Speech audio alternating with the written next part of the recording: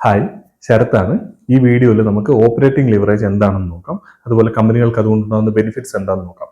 Operating leverage എന്താണെന്ന് basic ആയിട്ട് മനസ്സിലാക്കിയാൽ സെയിൽസ് ഗ്രോത്തിനെ കഴിഞ്ഞ് കൂടുതലായിട്ട് പ്രോഫിറ്റ് ഗ്രോത്ത് വരിക എന്ന് പറയും. ഒരു 10% ഉണ്ട് കമ്പനിയുടെ സെയിൽസ് ഗ്രോത്ത്. അതായത് 100 രൂപ ഉണ്ടായിരുന്ന സെയിൽസ് 110 ആയിട്ട് കൂടിയെന്ന് വിചാരിക്കുക.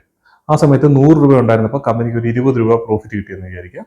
ഇത് 110 രൂപയായിട്ട് ഇവരുടെ സെയിൽസ്, അതായത് 10% സെയിൽസ് കൂടുന്ന സമയത്ത് ഇവരുടെ പ്രോഫിറ്റ് ഒരു 30 ആയെന്ന് വിചാരിക്കുക. 20 നിന്ന് 30, അതായത് 50% പ്രോഫിറ്റ് ഗ്രോത്ത് വന്നു. അപ്പോൾ ഈ 10% സെയിൽസ് ഗ്രോത്ത് വരുന്ന സമയത്ത് പ്രോഫിറ്റിൽ 50% ഗ്രോത്ത് വന്നു. ഈ രീതിയിൽ സെയിൽസിനെ കഴിഞ്ഞ് മുകളിൽ പ്രോഫിറ്റ് ഗ്രോ ചെയ്യുന്നതിനാണ് നമ്മൾ ഓപ്പറേറ്റിംഗ് ലിവറേജ് കിട്ടുക എന്ന് പറയുന്നത്. അത് കിട്ടാനുള്ള ബേസിക് ആയിട്ടുള്ള കാര്യങ്ങൾ എന്തൊക്കെയാണെന്ന് നമുക്ക് ആദ്യമായിട്ട് നോക്കാം. അപ്പോൾ ഒരു കമ്പനിയെ സംബന്ധിച്ചിടത്തോളം അവർ സെയിൽസ് ചെയ്യുന്നു, അതിൽ നിന്ന് അവരുടെ കോസ്റ്റ് കുറയ്ക്കുന്നു, അതിനുശേഷമുള്ള പൈസയാണ് അവർക്ക് പ്രോഫിറ്റ് ആയിട്ട് കിട്ടുന്നത്, അവരുടെ ലാഭമായിട്ട് അവർക്ക് കിട്ടുന്നത്. അപ്പോൾ അവിടെ നമ്മൾ നോക്കുമ്പോൾ ഈ കോസ്റ്റിനകത്ത് കൺട്രോൾ ചെയ്യാൻ പറ്റിയാൽ, അല്ലെങ്കിൽ ഇവരിപ്പോൾ ഉണ്ടാകുന്ന കോസ്റ്റിന്റെ മുകളിൽ ഇവർക്ക് റവന്യൂ കൂടുതലായിട്ട് വരുത്താൻ പറ്റിയാൽ കൂടുതലായിട്ട് ലാഭം കിട്ടാൻ സാധ്യതയുണ്ട്. അപ്പോൾ നമുക്ക് ഈ കോസ്റ്റ് എന്തൊക്കെയാണെന്ന് നോക്കാം. അപ്പോൾ രണ്ട് രീതിയിൽ കോസ്റ്റ് വരാം ഒരു കമ്പനിയെ സംബന്ധിച്ച്. ഒന്ന് ഫിക്സ്ഡ് ആയിട്ടുള്ള കോസ്റ്റ് ഉണ്ട്, പിന്നെ വേരിയബിൾ ആയിട്ടുള്ള കോസ്റ്റ് ഉണ്ട്. ഫിക്സ്ഡ് ആയിട്ടുള്ള കോസ്റ്റ് എന്ന് പറഞ്ഞു കഴിഞ്ഞാൽ ഇപ്പോൾ ഒരു മാനുഫാക്ചറിങ് കമ്പനി ആണെന്നുണ്ടെങ്കിൽ അവരുടെ മാനുഫാക്ചറിങ് പ്ലാന്റിന് വേണ്ടിയിട്ട് അവർ സ്പെൻഡ് ചെയ്തിരിക്കുന്ന കാശ്, അതല്ലെന്നുണ്ടെങ്കിൽ അവിടെ ഉണ്ടാകുന്ന മിഷനറീസിന് വേണ്ടി സ്പെൻഡ് ചെയ്യുന്നത്, അല്ലെങ്കിൽ അവിടുത്തെ എംപ്ലോയീസിന് സാലറി കൊടുക്കുക, അല്ലെങ്കിൽ ഡിപ്രിസിയേഷൻസ് നമ്മൾ മാർക്ക് ചെയ്യുക. സോ ഈ കാര്യങ്ങളൊക്കെ അവരുടെ ഫിക്സ്ഡ് ആയിട്ടുള്ള കോസ്റ്റ് ആണ്.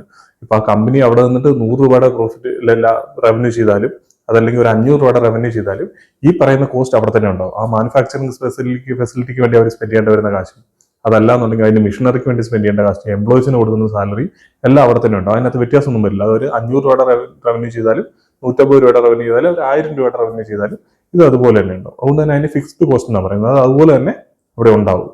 രണ്ടാമതുള്ള വേരിയബിൾ കോസ്റ്റ് എന്ന് പറഞ്ഞാൽ റോ മെറ്റീരിയലിന്റെ കോസ്റ്റ്, അതല്ലെങ്കിൽ ഇപ്പോൾ ഒരു ട്രാൻസ്പോർട്ടേഷന് വേണ്ടിയിട്ട് വരുന്ന കോസ്റ്റ്. ആ രീതിയിൽ കോസ്റ്റിൽ വേരിയേഷൻസ് വരുന്ന സാധനം, അതായത് ഇവർ എത്ര റവന്യൂ ചെയ്യുന്ന അതിനനുസരിച്ചിട്ട് ഇതിന് കോസ്റ്റിൽ വേരിയേഷൻസ് വരാൻ സാധ്യതയുണ്ട്. കമ്പനിയുടെ പ്രൊഡക്ടിവിറ്റിക്ക് അനുസരിച്ചിട്ട് ഇത് മാറിയേക്കാം. അതായത് ഇപ്പം നമ്മൾ വിന്റേജ് കോഫിയുടെ കാര്യം പറഞ്ഞാൽ അവർക്ക് വേണ്ടത് കോഫി ബീൻസ് ആണ് അവരുടെ റോ മെറ്റീരിയൽ എന്ന് പറയുന്നത്. ഈ കോഫി ബീൻസിന്റെ പ്രൈസ് എത്ര ഇവർ കോഫി പൗഡർ മേക്ക് ചെയ്യുന്നു അതിനനുസരിച്ചിട്ട് ഈ ബീൻസിന്റെ ക്വാണ്ടിറ്റിയും കൂടും. റോ മെറ്റീരിയലിന്റെ പ്രൈസ് ഇവർ എന്തുമാത്രം അളവിൽ ഉപയോഗിക്കുന്ന അതിനനുസരിച്ചിട്ട് റോ മെറ്റീരിയലിന് വേണ്ടി സ്പെൻഡ് ചെയ്യേണ്ട പൈസ കൂടും. അതേപോലെ തന്നെ ഇവർക്ക് ട്രാൻസ്പോർട്ടേഷന് വേണ്ടി ഇവരിപ്പം ഒരു 500 മെട്രിക് ടൺ ആണ് ഇവർ മേക്ക് ചെയ്യുന്നുണ്ടെങ്കിൽ അത് 1000 മെട്രിക് ടൺ ആകുമ്പോഴത്തേന് അതിന് ട്രാൻസ്പോർട്ടേഷന് വേണ്ടി വരുന്ന കോസ്റ്റ് അതും കൂടും. ആ രീതിയിൽ ഇവരുടെ വേരിയബിൾ ആയിട്ടുള്ള ഇവരുടെ പെർഫോമൻസിനനുസരിച്ചിട്ട് പ്രൈസ് വേരി ചെയ്യുന്ന കോസ്റ്റുകളുണ്ട്. അതിന് നമ്മൾ വേരിയബിൾ കോസ്റ്റ് എന്ന് പറയും. അപ്പോൾ നമുക്ക് ഈ രണ്ട് കോസ്റ്റുകൾ ഏകദേശം മനസ്സിലായ സ്ഥിതിക്ക് ഈ കോസ്റ്റുകൾക്കുള്ള ഇമ്പോർട്ടൻസ് നോക്കാം. ഇപ്പോൾ ഒരു 100 രൂപയാണെന്ന് വിചാരിക്കും ഒരു കമ്പനിയുടെ ഫിക്സ്ഡ് കോസ്റ്റ്. ഈ ഒരു കമ്പനിയിൽ ഫിക്സ്ഡ് കോസ്റ്റേ ഉള്ളൂ, നമ്മൾ വേരിയബിൾ കോസ്റ്റിനെ അവിടെ കൊണ്ടുവരുന്നില്ല. 100 രൂപയാണ് ആ കമ്പനിയുടെ ഫിക്സ്ഡ് ആയിട്ടുള്ള കോസ്റ്റ്. ആ കമ്പനി അവിടെ ഒരു 150 കോടിയുടെ റവന്യൂ ജനറേറ്റ് ചെയ്യുമെന്ന് വിചാരിക്കുക. ആ 150 കോടിയിൽ നിന്ന്, അല്ലെ 150 എന്ന് വെറുതെ വിചാരിക്കുക, 150 നിന്ന് ഈ 100 കുറച്ച് കഴിഞ്ഞാൽ ബാക്കിയുള്ള 50 ആണ് അവരുടെ പ്രോഫിറ്റ് ആയിട്ട് വരുന്നത്. ഈ സെയിം കമ്പനി 50 കോടിയെ അല്ലെ 50 രൂപയേ ഉള്ളൂ റവന്യൂ ജനറേറ്റ് ചെയ്യുന്നതെന്ന് വിചാരിക്കുക. 100 രൂപ ഇവരുടെ കോസ്റ്റ് വരും. അപ്പോൾ 50 രൂപ അവർ ജനറേറ്റ് ചെയ്തുള്ളൂ. അപ്പോൾ അവർ എക്സ്ട്രാ വരുന്ന ഈ 50 രൂപ അവർ പുറത്തുനിന്ന് കണ്ടുപിടിക്കേണ്ടതായിട്ട് വരും. അതേസമയം ഇതേ കമ്പനി 150 രൂപയ്ക്ക് വരെ 250 രൂപയുടെ റവന്യൂ ജനറേറ്റ് ചെയ്യുമെന്ന് വിചാരിക്കുക.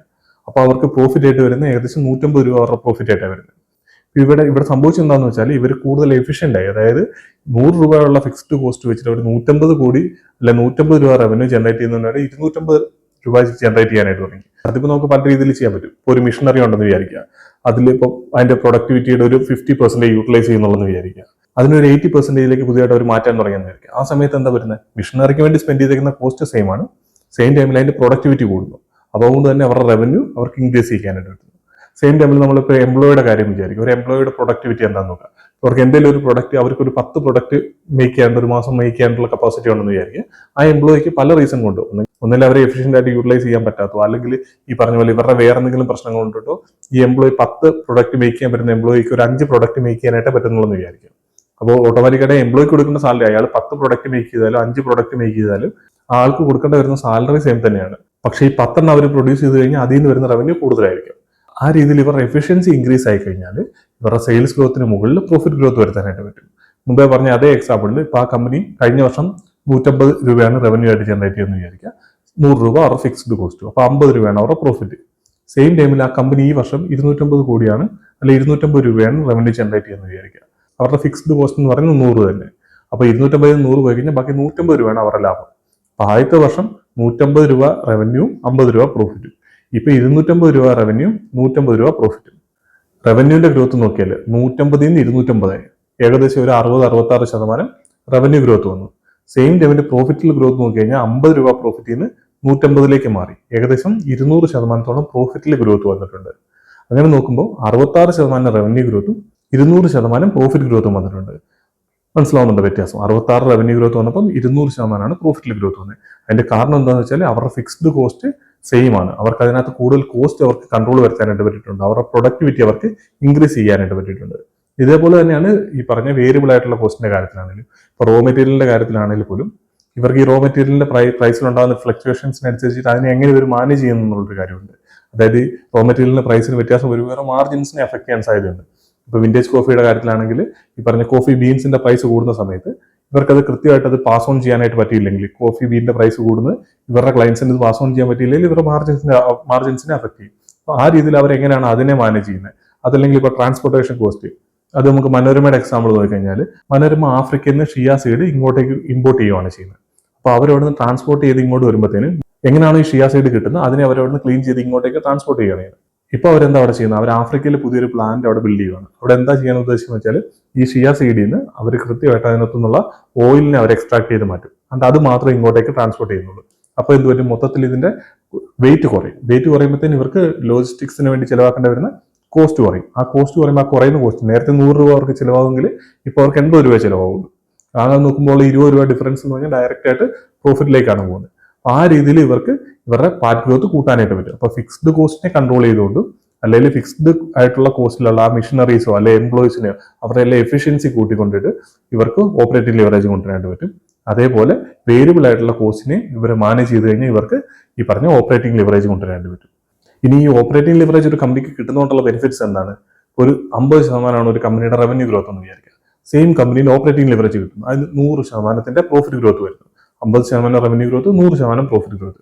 ആ കമ്പനിയുടെ പി റേഷ്യോ കഴിഞ്ഞ ക്വാർട്ടറിൽ, കഴിഞ്ഞ ഫിനാൻഷ്യൽ ഇയറിൽ 80 ആയിരുന്നു എന്ന് വിചാരിക്കുക. അപ്പോൾ ഈ ഫിനാൻഷ്യൽ ഇയർ ആയപ്പോൾ അവരുടെ പ്രോഫിറ്റ് ഡബിൾ ആയി. അതായത് 50% റവന്യൂ, 100% പ്രോഫിറ്റ് ഗ്രോത്ത്. അങ്ങനെ സംഭവിക്കുമ്പോഴത്തേന് ഇവരുടെ 80 ഉണ്ടാകുന്ന പി റേഷ്യോ അടുത്ത ഫിനാൻഷ്യൽ ഇയറിൽ നേരെ 40 ആയിട്ട് കുറയും. അതായത് ഇതേ മാർക്കറ്റ് ക്യാപ്പിൽ തന്നെ സ്റ്റോക്ക് നിൽക്കുകയാണെന്നുണ്ടെങ്കിൽ 80 ഉള്ള പി റേഷ്യോ 40 ആയിട്ട് കുറയും. 50% റവന്യൂ ഗ്രോത്ത് ഉള്ളത്. സെയിം ടൈം വേറെ കമ്പനി ഓപ്പറേറ്റിംഗ് ലിവറേജ് കിട്ടുന്നില്ല. അവർക്ക് 50% റവന്യൂ ഗ്രോത്ത് ഉണ്ടെങ്കിൽ റവന്യൂ ഗ്രോത്തും അതേപോലെ തന്നെ പ്രോഫിറ്റ് ഗ്രോത്തും 50% ആണെന്ന് വിചാരിക്കുക. അവിടെ ഈ 80% ഉള്ള ഈ പറഞ്ഞ പി റേഷ്യോ എന്ന് പറയുന്നത് 40 ആയിട്ട് കുറയില്ല. അതൊരു 60-65 നിൽക്കുന്നത്. ആ സെയിം ടൈമിൽ ഇപ്പോൾ മറ്റേ കമ്പനിയിൽ 40-45 അവരുടെ പി റേഷ്യോ അവൈലബിൾ ആണ്. നമ്മൾ നോക്കുമ്പോൾ രണ്ട് കമ്പനി 50%-ലാണ് ഗ്രോ ചെയ്യുന്നത്. പക്ഷേ ഒരു കമ്പനിയിൽ ഓപ്പറേറ്റിംഗ് ലിവറേജ് കിട്ടുന്നുണ്ട്, മറ്റേ കമ്പനിയിൽ ഓപ്പറേറ്റിംഗ് ലിവറേജ് കിട്ടുന്നില്ല. ഓപ്പറേറ്റിംഗ് ലിവറേജ് കിട്ടുന്നതിനനുസരിച്ചിട്ട് ഇവരുടെ EPS നല്ല രീതിയിൽ ഗ്രോത്ത് വരും. അതിനനുസരിച്ചിട്ട് ഇവരുടെ പി റേഷ്യോ അല്ലെങ്കിൽ കമ്പനി കൂടുതൽ അഫോർഡബിൾ ആയിട്ട് നമുക്ക് അവൈലബിൾ ആകും. അപ്പോൾ നമ്മൾ വെറുതെ സെയിൽസ് ഗ്രോത്ത് മാത്രം നോക്കിക്കഴിഞ്ഞാൽ നമുക്കത് മനസ്സിലാക്കാൻ പറ്റില്ല. അപ്പോൾ ഓപ്പറേറ്റിംഗ് ലിവറേജ് കൃത്യമായിട്ട് കമ്പനികൾക്ക് കിട്ടുന്നുണ്ടെന്നുള്ള കാര്യം നമ്മൾ നോക്കേണ്ടതായിട്ടുണ്ട്. ഓപ്പറേറ്റിംഗ് ലിവറേജ് കിട്ടണമെന്നുണ്ടെങ്കിൽ കമ്പനി നല്ല രീതിയിൽ എഫിഷ്യന്റ് ആയിട്ട് വർക്ക് ചെയ്താലേ അത് പറ്റുള്ളൂ. നമ്മൾ പല കമ്പനികളുടെ എക്സാമ്പിൾ നോക്കുമ്പോൾ നമുക്കിത് കാണാനായിട്ട് പറ്റും. ഇപ്പോൾ V2 റീറ്റെയിലിന്റെ എക്സാമ്പിൾ പറഞ്ഞപ്പോൾ നമ്മൾ പറഞ്ഞിരുന്നു, V2 റീറ്റെയിൽ കൂടുതലായിട്ട് ഷോപ്പുകൾ ഓപ്പൺ ചെയ്യുകയാണ്. അങ്ങനെ ഓപ്പൺ ചെയ്യുന്ന സമയത്ത് എന്താണ്, ഈ ഷോപ്പിന് വേണ്ടിയിട്ട് അവർക്ക് പുതിയതായിട്ട് റെന്റ് കൊടുക്കേണ്ടതായിട്ട് വരും. അല്ല അവിടെ ഈ പറഞ്ഞ പോലെ പുതിയ എംപ്ലോയീസിനെ ആഡ് ചെയ്യേണ്ടതായിട്ട് വരും. അതല്ലെങ്കിൽ അവിടത്തേക്ക് വേണ്ടിയിട്ടുള്ള ഇൻവെന്ററീസ് അവർക്ക് നേരത്തെ തന്നെ സ്റ്റോക്ക് ചെയ്യേണ്ടതായിട്ട് വരും. പക്ഷെ ഇതിന്റെ എല്ലാം റവന്യൂ തിരിച്ചു കിട്ടണമെന്നുണ്ടെങ്കിൽ അല്ലെങ്കിൽ പ്രോഫിറ്റ് തിരിച്ചു കിട്ടണമെന്നുണ്ടെങ്കിൽ ആ ഷോപ്പ് അവിടെ വർക്ക് ചെയ്യാൻ തുടങ്ങി 1, 2, 3, 4 മാസം കഴിയേണ്ടി വരും. പക്ഷെ അവിടെ റൺ ചെയ്യാൻ തുടങ്ങുന്നതിന് മുമ്പ് തന്നെ ഇതിന് വേണ്ടിയിട്ട് അവർ സ്പെൻഡ് ചെയ്യേണ്ടതായിട്ട് വരും. അപ്പൊ ഈ ഒരു ക്വാർട്ടറിൽ അവരുടെ നമ്മൾ പറഞ്ഞ P&L നോക്കുന്ന സമയത്ത് അവർക്ക് എക്സ്പെൻസ് കൂടുതലായിരിക്കും. അതാണ് ഈ എക്സ്പാൻഡ് ചെയ്യുന്ന കമ്പനികളുടെ മാർജിൻസ് കുറയാനുള്ള റീസൺ. പക്ഷെ സെയിം ടൈമിൽ ഇവരിപ്പോൾ 100 ഷോപ്പ് ഉള്ളത് 200 ഷോപ്പ് ആകുന്ന സമയത്ത് ഇവർക്ക് അടുത്ത ഒരു 3-4 ക്വാർട്ടർ കഴിയുമ്പോഴത്തേന് ഈ 200 ഷോപ്പിൽ നിന്നാണ് ഇനി അവരുടെ റവന്യൂ വരാനായിട്ട് പോകുന്നത്. ഈ 200 ഷോപ്പിന് വേണ്ടിയിട്ട് ഇനി അവർ സ്പെൻഡ് ചെയ്യേണ്ടതായിട്ട് വരുന്നത്. അപ്പോൾ ഓൾറെഡി അവർ ഈ പറഞ്ഞ പോലെ മാൻ പവറിന് വേണ്ടി സ്പെൻഡ് ചെയ്യുന്നുണ്ട്. അതെല്ലാം ഉണ്ടെങ്കിലും ഇവരിപ്പോൾ ഫാക്ടറികൾ നോക്കുക. ഒരു സ്ഥലത്തായിരിക്കും ഇവർക്ക് ഗോഡൌൺ ഉള്ളത്. അവിടുന്നേക്കായിരിക്കും ഈ പറഞ്ഞ എല്ലാ സ്ഥലത്തേക്കും ഇവർ സാധനങ്ങൾ ട്രാൻസ്പോർട്ട് ചെയ്യേണ്ടി വരുന്നത്. അപ്പോൾ ആ ഗോഡൌണിന്റെ എഫിഷ്യൻസി കൂടുവാണ്. സെയിം ടൈമിൽ ഇവർക്ക് ഒരു ഹെഡ് ഓഫീസ് ആയിരിക്കും ഉള്ളത്. അവിടെ ഒരു 100 സ്റ്റാഫ് ആയിരിക്കും ഉള്ളത്. ആ 100 സ്റ്റാഫ് തന്നെയാണ് ഈ പുതിയതായിട്ട് വരുന്ന 200 കമ്പനികൾ വരുന്നത്. ചിലപ്പോൾ അവർക്കൊരു 10-20 പുതിയ സ്റ്റാഫിനെ എടുക്കേണ്ടതായിട്ട് വരും. ആ രീതിയിൽ നേരത്തെ ഒരു 100 സ്റ്റോറിനെ ഓപ്പൺ ചെയ്യാനായിട്ട് 100 സ്റ്റാഫ് വേണ്ടി വന്നു.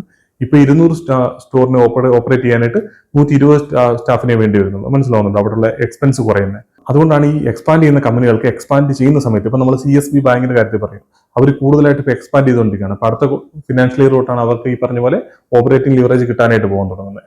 അപ്പൊ അതുപോലെ തന്നെ ഇവർ എക്സ്പാൻഡ് ചെയ്യുന്ന സമയത്ത് കോസ്റ്റ് കൂടുകയും അതിനുശേഷം പ്രോപ്പറായിട്ട് എക്സ്പാൻഡ് ചെയ്യുന്ന കമ്പനികളാണെങ്കിൽ അവർ എക്സ്പാൻഡ് ചെയ്ത് അതിൽ നിന്ന് മാർക്കറ്റ് ഷെയർ ക്യാപ്ചർ ചെയ്യും. മാർക്കറ്റ് ഷെയർ ക്യാപ്ചർ ചെയ്ത് കഴിഞ്ഞാൽ പിന്നീട് അവർ പ്രോപ്പറായിട്ട് വർക്ക് ചെയ്തുകൊണ്ടിരുന്നു കഴിഞ്ഞാൽ തന്നെ അവർക്ക് നല്ല രീതിയിൽ ഓപ്പറേറ്റിംഗ് ലിവറേജ് വരികയും നല്ല രീതിയിൽ EPS ഗ്രോത്ത് വരികയും കമ്പനി കൂടുതൽ അഫോർഡബിൾ ആവുകയും ചെയ്യും. അപ്പോൾ അതുകൊണ്ട് തന്നെ നമ്മൾ എപ്പോഴും സെയിൽസ് ഗ്രോത്ത് മാത്രം നോക്കിയാൽ പോരാ, കമ്പനിയുടെ നല്ല ഓപ്പറേറ്റിംഗ് ലിവറേജ് കിട്ടുന്നുണ്ടെന്നുള്ള കാര്യം നോക്കണം. അപ്പോൾ നിങ്ങൾ ട്രാക്ക് ചെയ്യുന്ന കമ്പനികളിൽ കൃത്യമായിട്ട് ഓപ്പറേറ്റിംഗ് ലിവറേജ് വരുന്നുണ്ടെന്നുള്ള കാര്യം കൂടെ മേക്ക് ഷുവർ ചെയ്യാനായിട്ട് നോക്കുക. അതല്ല കൃത്യമായിട്ട് എക്സ്പാൻഡ് ചെയ്യുന്ന കമ്പനികളാണെങ്കിൽ നമുക്ക് വരുന്ന ഫ്യൂച്ചറിൽ അല്ലെങ്കിൽ നിയറസ്റ്റ് ആയിട്ടുള്ള ക്വാർട്ടറുകളിൽ ആ ഓപ്പറേറ്റിംഗ് ലിവറേജിന്റെ ബെനിഫിറ്റ്സ് ആ കമ്പനികളിലൊക്കെ കിട്ടാൻ സാധ്യതയുണ്ടെന്നുള്ള കാര്യം നമ്മൾ ഉറപ്പുവരുത്തേണ്ടതായിട്ടുണ്ട്. അപ്പോൾ ഇനി കമ്പനികളെ ട്രാക്ക് ചെയ്യുന്ന സമയത്ത് ഓപ്പറേറ്റിംഗ് ലിവറേജും കൂടെ മനസ്സിൽ കീപ്പ് ചെയ്യുന്നത് നല്ലതായിരിക്കും. ഇനിയിപ്പോൾ കല്യാൺ ജുവലേഴ്സിന്റെ റിസൾട്ട് മാനേജ്മെന്റ് കമ്മിറ്റിക്ക് വന്നിട്ടുണ്ട്, അതിന്റെ ഒരു വീഡിയോ ചെയ്യാം. അതേപോലെ തന്നെ സൊമാറ്റോയുടെ ഒക്കെ റിസൾട്ട് നേരത്തെ വന്നതാണ്. സോ അവരുടെയൊക്കെ വീഡിയോസ് ചെയ്യാൻ പെൻഡിങ് ഉണ്ട്. നമുക്ക് വരുന്ന ദിവസങ്ങളിലായിട്ട് അതെല്ലാം നമുക്ക് ചെയ്യാനായിട്ട് ശ്രമിക്കാം. അടുത്തൊരു വീഡിയോയിൽ കാണാം.